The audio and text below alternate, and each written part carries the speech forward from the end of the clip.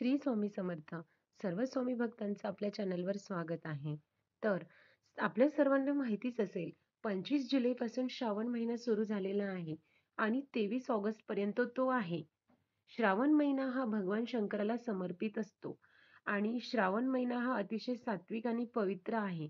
तसे तर सर्वच महिने जास्त महत्त्वाचे असतात, पण श्रावण महिना जो आहे ना, हा जास्त पवित्र मानला जातो.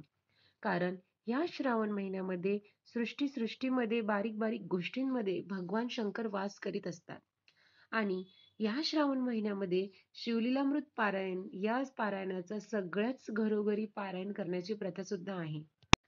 तर आजच्या व्हिडिओमध्ये आपण हेच बघणार आहोत की शिवलीलामृत पारायण एक दिवसीय कसं करावं किंवा 7 दिवसात कसं करावं. अगदी सर्व नियम आणि अटी मी तुम्हाला सांगणार आहे. तर व्हिडिओ हा शेवटपर्यंत नक्की बघा. सर्वात आधी शिवलीलामृत पारायण का करावं? बघा, शिवलीलामृत पारायण केल्याने ना आपल्या आयुष्यामध्ये, आपल्या जीवनामध्ये येणारे अशुभ योग टळतात, गंडांतर टळतं, आपल्या सगळ्या मनोकामना पूर्ण होतात आणि भगवान शंकराची कृपा आपल्यावर राहावी. सर्व प्रकारच्या सांसारिक अडचणी, अगदी आपल्याला संतान प्राप्तीपर्यंत ज्या काही अडचणी आहे, या सर्व गोष्टींसाठी भगवान शंकराची पूजा केली जाते आणि शिवलीलामृत पारायण केलं जातं.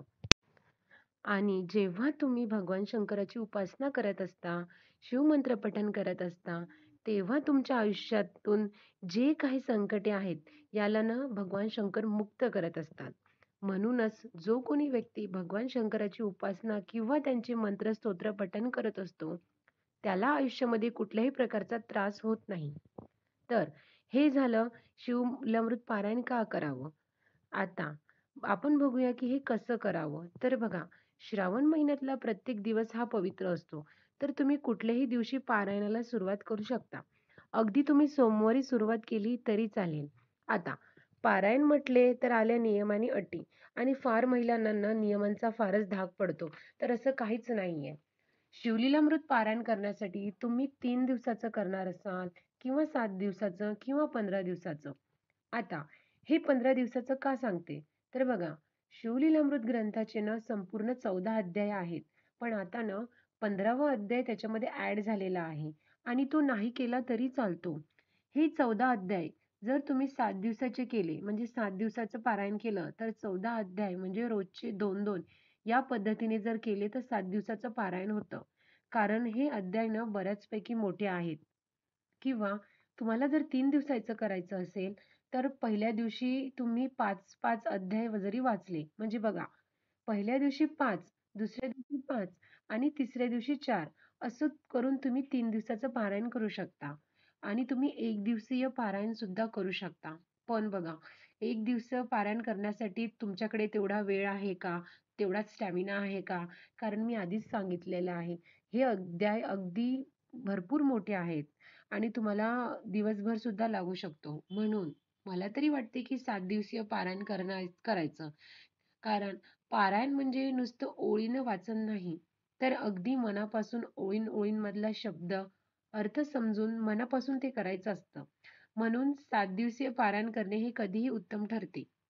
बघा, आता बघूया नियम. तर नियमांमध्ये काय आहे? 7 दिवसाचं जर पारायण तुम्ही करत असणार, तर ब्रह्मचर्याचं पालन करावं. आणि मी तुम्हाला सांगितलंय, की 15 दिवसाचं सुद्धा तुम्ही करू शकता. आता हे 15 दिवसाचं म्हणजे रोज-रोज एक अध्याय पठण करावे लागणार. तर ते 15 दिवस चालणार. मग त्यामध्ये तुम्हाला कुठल्याही अडचणी येऊ शकतात. जसे स्त्रियांना मासिक धर्म आणि आता मध्ये रक्षाबंधन सुद्धा येणार आहे. तर मग काय गावालाच जायचं आहे, अशा प्रकारच्या अडचणी येऊ शकतात. मग हे पारायण करताना तुम्हाला काय करायचं आहे? परान्न टाळायचं आहे. म्हणजे दुसऱ्याच्या घरचं आपल्याला खायचं नाही आहे. हॉटेलचं सुद्धा खायचं नाहीये. दुकानावरचं चिप्स, बिस्किट असं काहीच खायचं नाहीये. अगदी आपल्याला घरातल्या घराचं अन्न, जे आपल्या घरामध्ये अन्न बनणार आहे, तेच आपल्याला खायचं आहे. आणि कडकडीत ब्रह्मचर्य तुम्हाला पालन करायचं आहे. म्हणून हे नियम जर तुमच्याकडून होत असतील, तरच 15 दिवसाचं पारायण करायचं. आणि बघा, ज्यांना मासिक धर्माचा प्रॉब्लेम असेल, त्यांनी मासिक धर्म होऊन जाऊ द्या. तो गेल्यानंतरच तुम्ही पारायणाला सुरुवात केला. आणि जर पारायणाला तुम्ही सुरुवात केली असेल आणि मध्येच मासिक धर्म आला असेल, तर घरातील दुसऱ्या व्यक्तीकडून तुम्ही पारायण पूर्ण करून घ्या. कारण हे पारायण असं सोडता येत नाही. हे पारायण 7 दिवसाचं असतं आणि संकल्प केलेला असतो. म्हणून मासिक धर्म झाल्यानंतरच सुरुवात करू शकता. आणि आता बघा नियम बघा. नियम हे फार महत्त्वाचे आहेत. परान्न खायचं नाहीये, हॉटेलचं खायचं नाहीये, चिप्स, बिस्किट इतर काहीच गोष्टी खायच्या नाहीये. आणि बघा कांदा, लसूण सुद्धा वर्ज्य आहे. इतर कुठलीही नियमन नाही आहेत. शक्यतोवर बघा, पारायणच्या काळातनं सतरंजीवर झोपण्याचा प्रयत्न करा आणि जर काही तुम्हाला मणक्याचा त्रास, पाठीचा त्रास असेल, तर तुम्ही पलंगावर झोपलं तर चालेल, पण गादीवर अजिबात झोपू नका. हे नियम झाले. पण ज्या दिवशी तुम्ही पारायणाला सुरुवात करणार आहात, त्याच्या आदल्या दिवशी भगवान शंकराची पूजा करून त्यांना 11, 21, 51, 108 बेलपत्र अर्पण करून ओम नमः शिवाय, ओम नमः शिवाय या मंत्राचा जप करावा. आणि मांडणी करण्याच्या आधी म्हणजे ज्या दिवशी तुम्ही पारायणाला बसणार आहात, त्याच्या आदल्या दिवशी शुभ मुहूर्त बघून भगवान शंकराची उपासना करण्याचा महत्त्वाचा बघा, भगवान शंकराची उपासना करण्याचा महत्त्वाचा काळ हा प्रदोष काळ मानला गेलेला आहे. म्हणजेच काय, की सूर्यास्ताच्या आधीचा 1.5 तास आणि सूर्यास्ताच्या नंतरचा 1.5 तास. म्हणजेच तुम्ही 4 वाजेपासून ते संध्याकाळी 8 वाजेपर्यंत तुम्ही पारायण करू शकता. आता ज्यांना हे शक्य नाही त्यांनी पहाटे उठून पारायण केलं तरी चालेल आणि तेही शक्य नसेल तर दुपारी वाचलं तरी सध्या चालेल. पण लक्षात घ्या, भगवान शंकराचा उपासनेचा काळ म्हणजेच प्रदोष काळ आहे. जर तुम्ही प्रदोष काळात पारायण केले तर ते अतिशय उत्तम आणि फलदायी ठरते. हे झालं आता. मांडणीचं बघूया. तर बघा, मांडणी करण्याच्या आधी तुम्हाला संकल्प करायचा असतो. आपल्या उजव्या हातामध्ये पाणी घेऊन फूल ठेवावं, हळद, कुंकू, अक्षदा अर्पण करावी आणि संकल्प करावा.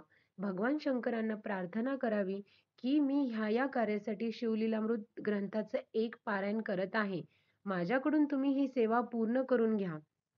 हे मी एका कार्यासाठी हे पारायण करत आहे. तर ही सेवा पूर्ण करून मला त्या पारायणाची म्हणजे जे माझ्या कार्यासाठी मी हे पारायण करत आहे ते सफल होऊ द्या.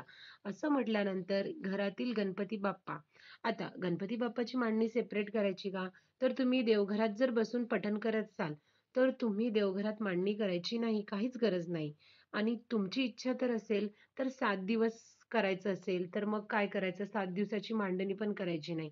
मग काय होतं बघा, शिवपिंड असते ना जी, ती ज्या जागी असते तिथून उचलायची आणि मग सेवा झाल्यावर परत ती देवघरात ठेवायची. असं करायचं नाहीये. त्यामुळे जर का तुम्ही देवघरातच बसून पारायण केले, तरी सुद्धा ते चालते.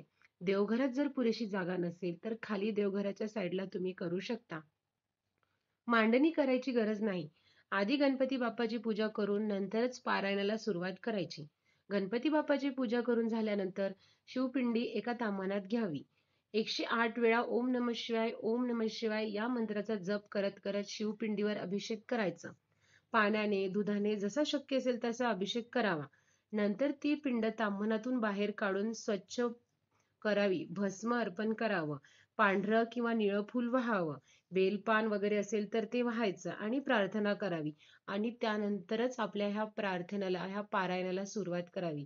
बघा असं केल्याने जेव्हा जर आपण शिवलिंग पारायण करत असू, तर तुमच्या आयुष्यामधील जे काही येणारे संकटे आहेत ते नक्कीच टळतील. आणि मनापासून जर आपण कुठलीही सेवा करतो ना, तर ती आपल्या देवापर्यंत नक्कीच पोहोचते. तर या श्रावण महिन्यात तुम्ही शिवलीलामृत पारायण याचं पठण कराल, मी अपेक्षा करते. आणि ह्या व्हिडिओला इथेच संपवते. व्हिडिओ संबंधित माहिती आवडली असेल तर कमेंटमध्ये ओम नमः शिवाय लिहायला विसरू नका आणि काही प्रश्न असतील तर ते सुद्धा तुम्ही मला कमेंटच्या थ्रू विचारू शकता. श्री स्वामी समर्थ.